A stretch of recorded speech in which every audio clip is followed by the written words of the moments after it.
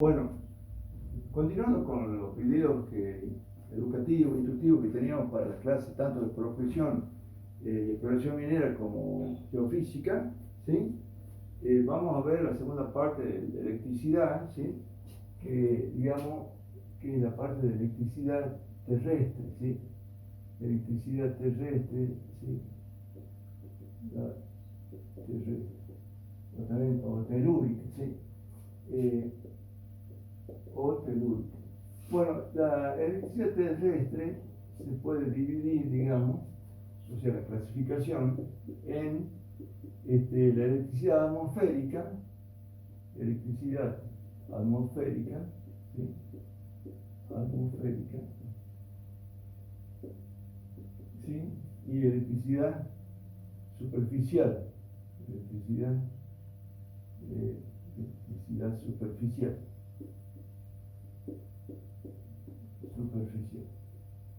Bien, ¿sí?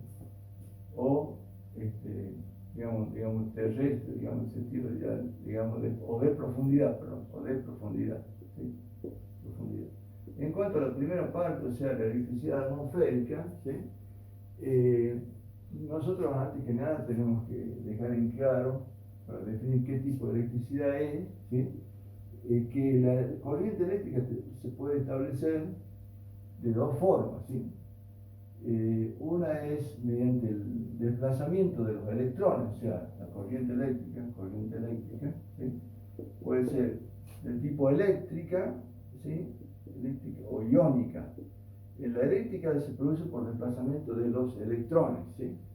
En cambio la iónica por desplazamiento de iones, o sea, estamos hablando de ácidos, bases, ¿sí? O sales que estén en soluciones acuosas se transforman en iones, ¿sí? La electricidad eléctrica más que todo se da en los metales, ¿sí?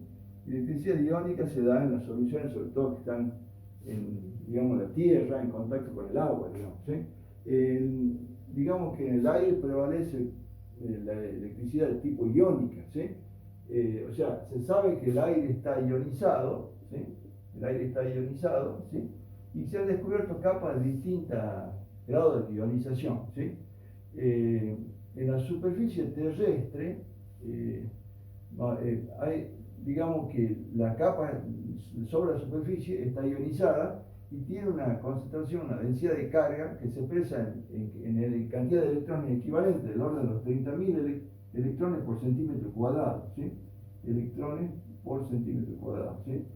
Es decir, sobre la superficie, ¿sí? Aunque es variable, puede variar, digamos, en la cantidad, en el día, la noche, ¿sí?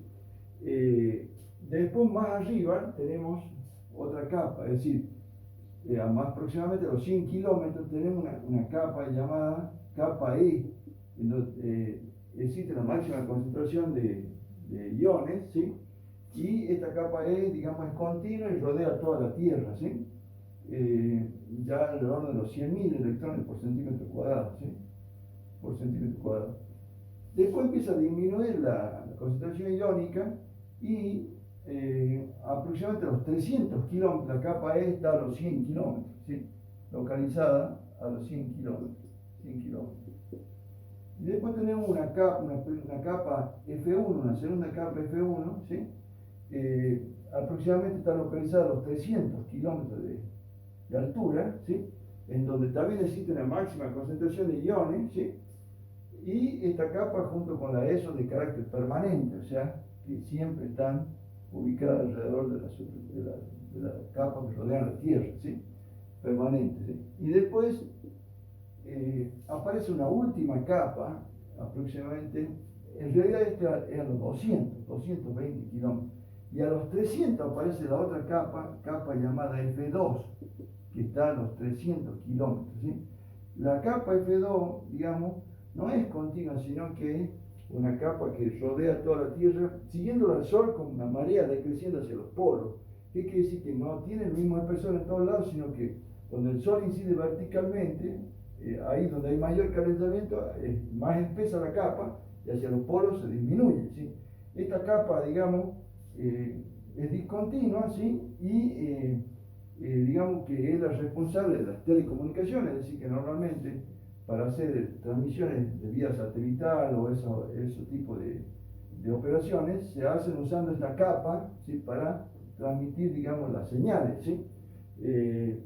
La capa F2, digamos, tiene diferente espesor y es variable. Durante el día es mucho más espesa y de la noche baja. Para dar una idea más o menos de cómo es la distribución, acá vemos, ¿sí? Por ejemplo, la distribución de las capas en la atmósfera. Tenemos la Tierra, ¿sí?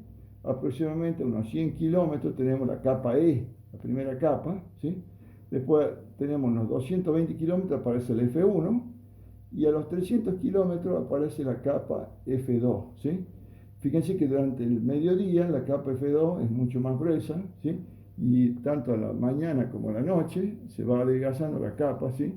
Es decir, estas capas son las que producen, digamos, una alteración en el campo magnético, ¿sí? Y esa alteración del campo magnético, digamos, produce fenómenos de inducción, ¿sí? Además, aparte de la corriente iónica, también hay corriente electrónica, ¿sí?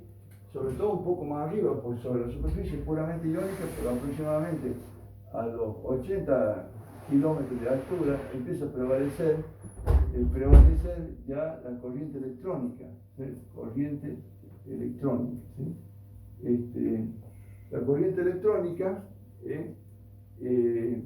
se sabe que, por ejemplo, el grado de concentración de la corriente es de 1 por 10 a la 12, es decir, a la menos 12, o sea, 1 picoampere, ¿sí? Esa corriente, digamos, ¿cómo se llama?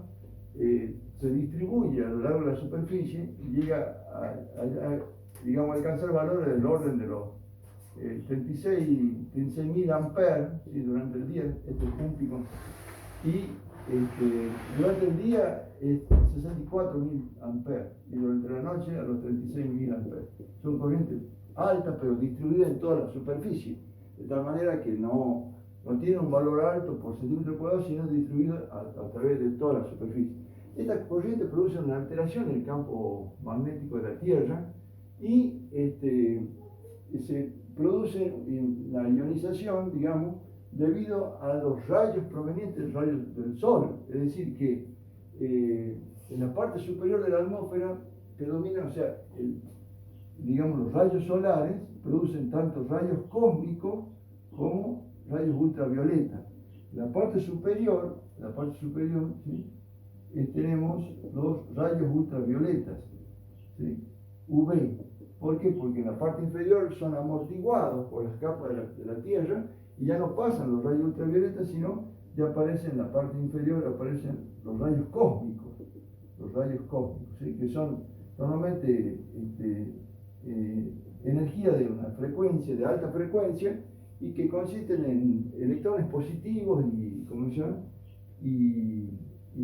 positrones que están alojados dentro del aire, digamos, ¿sí?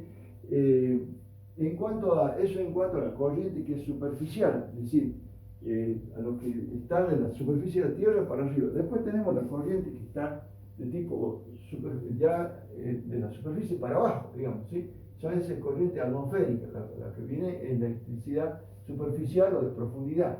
La electricidad superficial o de profundidad, digamos, se puede establecer también dos: electricidad superficial o de profundidad, ¿sí? ¿Cuáles serían? Se pueden dividir a su vez en las corrientes telúricas, ¿sí? Que están sobre la superficie de la Tierra, ¿sí? Y los potenciales espontáneos, que están, digamos, ya en la parte de la profundidad espontánea, en las capas del subsuelo, ¿sí? Las corrientes telúricas, ¿sí? Son corrientes fluctuantes que circulan alrededor de la Tierra formando una especie de vórtice a ambos lados del Ecuador. ¿Sí? El Ecuador aparecen como corrientes que van fluctuando sobre la superficie de la Tierra, ¿sí? Y tienen diferentes valores, digamos, de acuerdo a la zona en que están ubicadas, ¿sí? Normalmente las corrientes telúricas, digamos, la característica es que varían a lo largo del tiempo y muchas veces se pueden usar. Hay un método que es de prospección geoeléctrica que usa las corrientes telúricas. como dijimos, son corrientes fluctuantes que forman vórtices, es decir, circuitos cerrados hacia ambos lados del ecuador. Acá vamos a ver, por ejemplo, cómo está la distribución de la corriente superficiales o telúricas. Acá tenemos, son corrientes que forman bolsas, se supone que son causadas por la variación de la carga atmosférica. Por ejemplo, digamos, hacia la parte superior, ahí durante el día pasa esto. La parte superior, digamos, gira en el sentido contrario a la aguja del reloj en el hemisferio norte. Y en el sur, digamos, sería acá a favor, acá sería a favor de las agujas del reloj, o sea, en el mismo sentido de la aguja del reloj. Y a la noche cambia. Esta sería una foto, como sería a la noche. A la noche tenemos la parte superior, digamos, en sentido horario, o sea, del ecuador para arriba, en el hemisferio norte, y en el hemisferio sur, en sentido antihorario, ¿sí?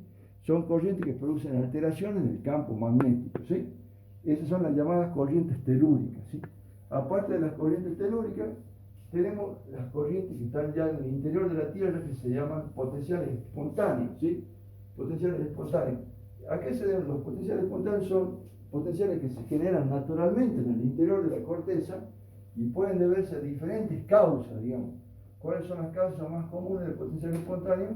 Potenciales de óxido reducción. Eso lo ve después en una unidad que exclusivamente habla de eso, que es la unidad 3, ¿sí?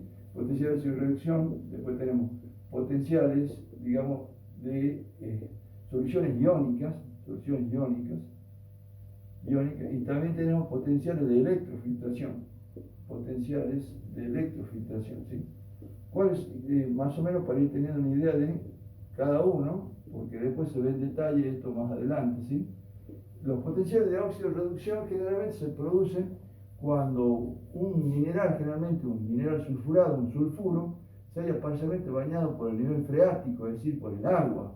Entonces, al estar en diferentes condiciones, la parte superior está en condiciones oxidantes, porque hay oxígeno, digamos, alojado dentro de los poros, y la parte inferior por el agua está en condiciones reductoras. Entonces se produce una diferencia de potencial, ¿sí? Que hace que se generen las cargas, digamos, de acá de la parte superior, una oxidación, y la parte de electrones se van para afuera y queda cargado positivamente, y en la parte inferior, digamos, en una reducción se van para adentro. Entonces se crea una especie de pila en donde las cargas van de la parte inferior a la parte superior y hay un circuito cerrado hacia la vuelta, ¿sí? Eso lo vamos a ver en detalle después cuando veamos potenciales de óxido de reducción. También hay potenciales de soluciones iónicas, generalmente se da en el contacto del nivel freático, que está con agua, con la parte superior. La parte superior tiene concentraciones tanto de metales como no metales, ¿sí? O sea, con radicales, digamos, tanto cargas positivas como negativas.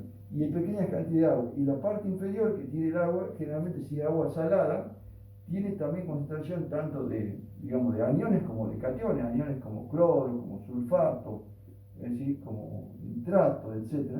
Y cationes como sodio, calcio, magnesio, etc. ¿Sí? Que están contenidos en, digamos, en el agua, ¿sí? Entonces, cuando se produce un contacto entre dos soluciones de diferente concentración de iones, se produce justamente, se genera un potencial, digamos, eléctrico. Ese potencial eléctrico es debido a la diferencia de potencial electrolítico entre dos soluciones de diferente concentración, ¿sí? Y por último tenemos los potenciales de electrofiltración que se suele dar en zonas permeables, por ejemplo, como puede ser un médano, una duna, donde la lluvia o las corrientes de agua van disolviendo normalmente los metales, digamos, los que tienen carga positiva, se suelen ir para abajo, o sea, el calcio, por ejemplo, el sodio, el magnesio, etc. ¿Sí? Y arriba quedan las cargas negativas, es decir, los radicales como el sulfato, el radical cloruro, el radical nitrato, etc. Entonces, se produce una diferenciación de carga, quedando la parte superior cargada con carga negativa y la parte inferior con carga positiva. Eso crea una diferencia de potencial que justamente contribuye al potencial espontáneo, al potencial natural, ¿sí? Que nosotros normalmente llamamos SP, ¿sí? Potencial espontáneo. Bien, esos son los tipos de potenciales que se generan, digamos, en el interior de la Tierra, ¿sí? También tenemos, después, en cuanto a lo que se refiere, ahí fue, ¿sí? Vamos a hacer una pequeña pausa y después vamos a continuar con otro tema.